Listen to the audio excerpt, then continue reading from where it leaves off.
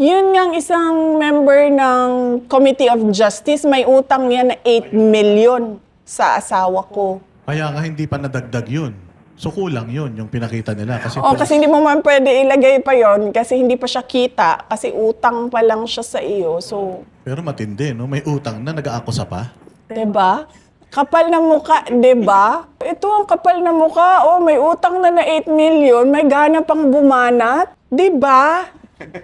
Oo nga. 8 million is 8 million nowadays, and hindi ka magbabayad sa amin. Tapos sasabihin mo pa unexplained wealth. Saan nga ba doon? Sige nga, sabihin mo sa akin, saan doon sa salin ko tinuro nila unexplained? Wala. So anong iniisip nila? Nakatunganga ako in 16 years na parang sorry sa term ha, nagbilangkad lang ko, naglingkod, na may pay o ging-ana, hindi ako kumikita, hindi naghanap buhay, hindi nagtrabaho. Itong mga nangyayaring ito, yung impeachment and all, umiikot ka naman. Sa tingin mo ba nabawasan yung tiwala ng taong bayan sa'yo? Oo naman, ikaw naman, araw-araw sisirain yung pangalan mo, Boss Dada. Hindi ba makakaapekto yan? Siyempre, oo. Meron din. Oo. Parang wala kasi talong tumaas yung trust rating. Hindi mo, di ba? Mas lalo kayong tumaas ang trust rating kesa dun sa naninira sa inyo, lalong bumagsak. At saka nakikita yung mga, yung mga live videos kapag ka nagpupunta kayo sa mga probinsya. Kasi sabi ko nga, doon sa survey, 'di ba? Sabi ko naman, hindi kasi ako naniniwala diyan kasi hindi natin alam kung sino yung nagpa-survey, 'di ba? Malay ko ba kung nagpa-survey yung kalaban, sasabihin niya, ilagay mo number 1 si Sarah diyan para akala niya number 1 siya. O, 'di ba? Nasabi pa sa impeachment, di ba yung unexplained, unexplained wealth daw ni VP? Nakita mo yon yung parang kung kukumputin mo, yung itinaas nung value ng assets mo, parang sumusweldo ka ng 100,000 per month. Parang ganun eh. But anyways, alam ko na meron naman kayong depensa doon sa SALN. Oo.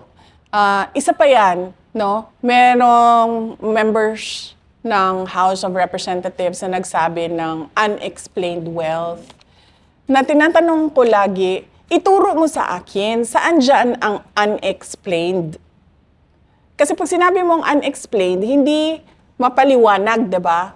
Papaliwanag kung paano yan pumasok dyan sa salin mo. Wala man sinasabi lang nila, may unexplained wealth siya. At saka yung SALN, kasama yung asawa eh.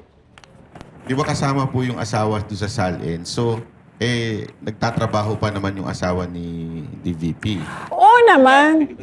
Oo, nagtatrabaho yung asawa ko. Yun ngang isang member ng Committee of Justice, may utang yan na 8 million sa asawa ko. Kaya nga hindi pa nadagdag yun. So kulang yun, yung pinakita nila. Kasi hindi mo man pwede ilagay pa yon kasi hindi pa siya kita, kasi utang pa lang siya sa iyo. So, pero matindi, no? May utang na nag-aakusa pa. 'di ba? Kapal na muka, 'di ba?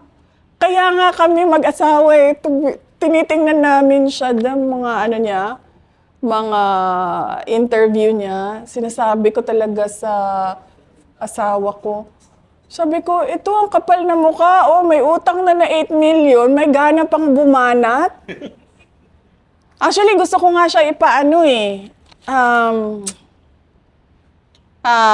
ano ba ang tawag diyan? Sa korte yun eh. Yes. No, not estafa. Patanggal siya dyan kasi, hindi, nakalimutan ko yung term. I'm so sorry, nakalimutan ko yung term. Patanggal siya dyan kasi meron siyang conflict of interest. Diba? Oo nga. 8 million is 8 million nowadays, and hindi ka magbabayad sa amin. Tapos sasabihin mo pa unexplained wealth. Saan nga ba doon? Sige nga, sabihin mo sa akin, saan doon sa salin ko tinuro nila unexplained? Wala. Wala talaga. Diba? Basta inano lang nila na from 18 million naging 88 million in 16 years. 16 years 16 yun, ha? years yun. Oo. So anong iniisip nila? Nakatunganga ako in 16 years na parang sorry sa term ha, nagbilangkad lang ko, naglingkod, na may pay o na hindi ako kumikita, hindi naghanap buhay, hindi nagtrabaho.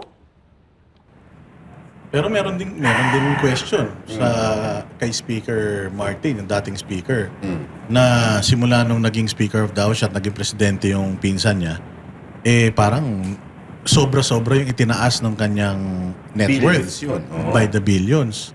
Ilang taon lang yun, samantalang kay VP, 16 years. Di ba? Oo, kaya nga gusto ko sabihin nila doon sa listahan. Kasi may kopya naman yan sila ng SALENCO Sigurado ako niyan. So gusto ko ituro nila doon sa listahan saan doon exactly ang unexplained.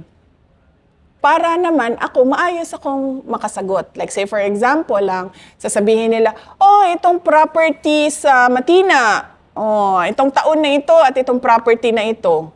O para akong masabi, saan galing yung pera na pinambili dyan? At para akong mapakita sa iyo yung mga dokumento.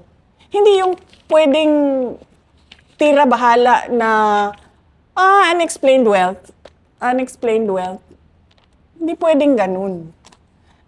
Kung ganun ang sasabihin mo, paninira lang yan. Siguro next na episode, mapag-usapan na rin natin, no? Yung ICC, di ba? Tsaka yung iba pang mga, pero syempre, kailangan unti-unti. Nag-focus lang muna tayo dito sa timeline patungkol sa confidential funds. Nag-focus lang tayo doon sa yung ilang taon na ginugol nila para sirain yung inyong reputation. Yes, tsaka yung double standard na pagdating sa corruption, allegations sa administration, tahimik sila.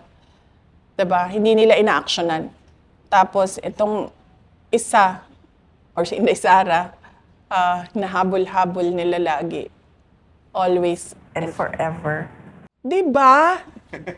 Oo nga. 8 million is 8 million nowadays and di ka magbabayad sa amin. Tapos sasabihin mo pa unexplained wealth.